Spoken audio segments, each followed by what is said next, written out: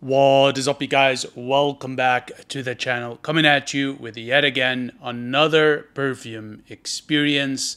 And for today, I am bringing you Loumari I Maydan. And this is another sampler that I'm very, very excited to try with you guys from this house. All right.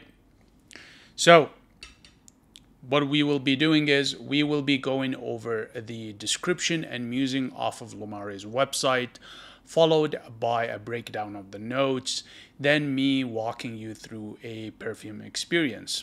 But before we get started, and as per tradition on this channel, make sure to grab your favorite snack, your favorite bevy or cafe, and sit back and relax and enjoy the awesomeness heading your way. For myself, I got a double espresso shot from Ethiopia.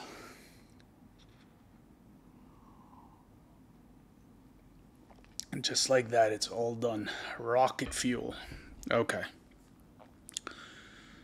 Let's get started.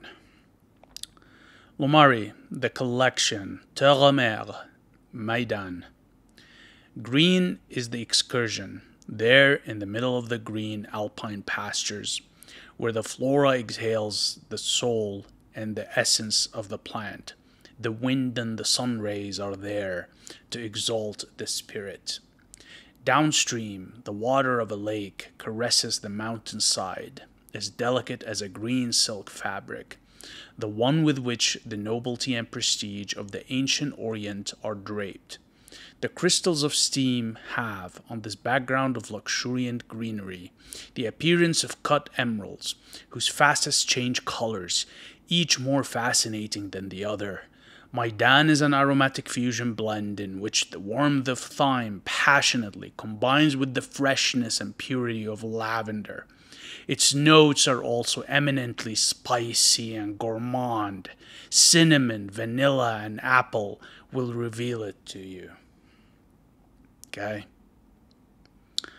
All right. So, top notes are cannelle, thyme, and lavande. Heart notes are black currant, apple, and saffron. Why is it? Okay, so they're blending French and English in the way they wrote the notes. All right, whatever. Base notes are black pepper, amberwood, sandalwood, patchouli, and vanilla. And the nose behind this is Amelie bourgeois. Or bourgeois, whatever the way it is to pronounce it. Okay. All right. And without further ado, we execute the perfume experience, initiating one spray. All right.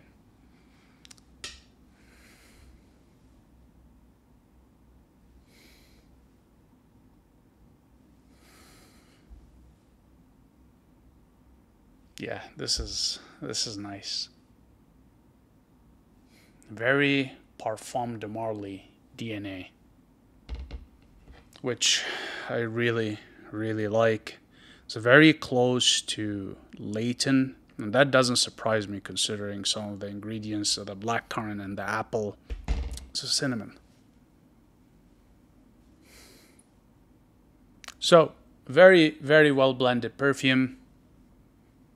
Very designer in his DNA. Again, to reiterate, very Parfum de Marly like. In terms of the notes breakdown, it's gonna be tough because this one is very well blended. But the obvious ones here are the black currant and the apple for sure. Vanilla is very prominent also. With respect to cinnamon, thyme, and lavender.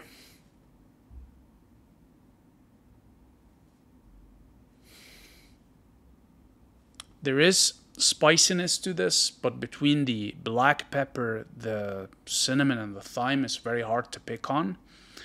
Same with the lavender, very hard to pick on. The Amberwood and Sandalwood, yes, it most certainly does have ambery and woody facets to it. And the Patchouli, yes, it does have a green touch to it. But a very, very well blended perfume with some notes easier to pick than others. Okay, so let's start talking some facts, some data for you guys. Performance. We're gonna say overall performance is a medium. Projection, trail, and sillage on this is a medium also. Unfortunately, I find that with this one, my nose does go a bit blind to it. Yeah, it goes blind to it, and the scent is actually getting absorbed rather quickly by my skin. So this is why I'm leaving it at a medium for projection, trail, and sillage, and overall performance. With respect to seasonality, this one I'm going to go ahead and say that this is versatile enough to wear across all seasons. Okay, you got the fruity elements in here that play very well to the hot weather, so think spring and summer obviously, and it wouldn't be overbearing in that weather. But then you get the woods, the spices that come in very well during the winter. Okay, so versatile enough to wear across all 4 seasons. Hot and cold weather, this will be fine, and it won't be overbearing in either.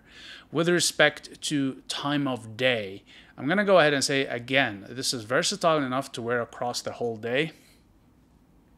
The fruit in here isn't obnoxiously fruity. It's actually a very masculine touch of fruit in here, that what it does is it makes the perfume very well rounded between the spices, the fruit, the floral, and the woods. It's just a very well balanced scent. You can start your day off with it and it's not going to be too much or obnoxious. You can wear it in the afternoon and most certainly in the evening. All right. Now, with respect to the gender spectrum, I'm going to go ahead and say that this one, even though it is pushed as a masculine, I actually, as a unisex on the website, I actually do think this is a masculine scent. The cinnamon, the thyme, the lavender are typically masculine. Then you got the patchouli and the woods in here. And even though, like I said, there is fruit in here, it is not a feminine fruit by any stretch of the imagination. The black currant is typically associated with masculine scents, and the apple in here isn't obnoxiously fruity or feminine leaning. It just rounds up the perfume perfectly. So this one most certainly is a masculine scent, even though they do push it as unisex. Now, with respect to how you would dress this, with this one, I'm going to go ahead and say also very, very versatile scent. You can get away with dressing this casually, semi-casual, semi-formal, or formal. It just has all of these qualities to it that make it adaptable to how you dress it. So if you dress it down or dress it upwards, this scent will work perfectly for you. Now, with respect to context, so again, sticking on the theme of versatility, this scent is very, very versatile. You can wear it in any context. This one, even though it does have a fruit note, is actually very office safe and very office suitable. It would be a great scent for a date. Okay, in particular if you're going out on a date with someone that's a bit older, on the older side, just because of the woods, the spices, and the touch of the fruit brings in the playfulness in there. This scent would be perfect to wear to the gym also, actually. It has a very masculine profile to it, so if you're a guy, you're looking for a signature scent to the gym, or just, you know, to wear across your whole day, this will do great. Other settings really to your choosing. Okay, if you're going golfing, if you're traveling, if you are going shopping, if you are just working on some passion project, this is your scent. It is such a versatile scent that you can wear literally in any context. It's not overbearing, it's very pleasant, it's mainstream, it's more leaning on the designer to niche side of things in terms of scent profile. So it's gonna be very acceptable and unoffensive wherever you go. Now, with that said, would I recommend Maydan by Loumari? 100% yes, get your nose on it, get your wallet on it. cop it, you will not regret it. Think about it more as a tamed version of Layton by Parfum de Marly. If you are into the Parfum de Marly line and you enjoy Layton in particular or Layton exclusive, this is going to be right up your alley. It's very similar in terms of DNA. Yeah, and with that said, you guys, I'm going to wrap it up here. As per usual, I very much appreciate your time and attention, and I'll see you in the next one. Cheers.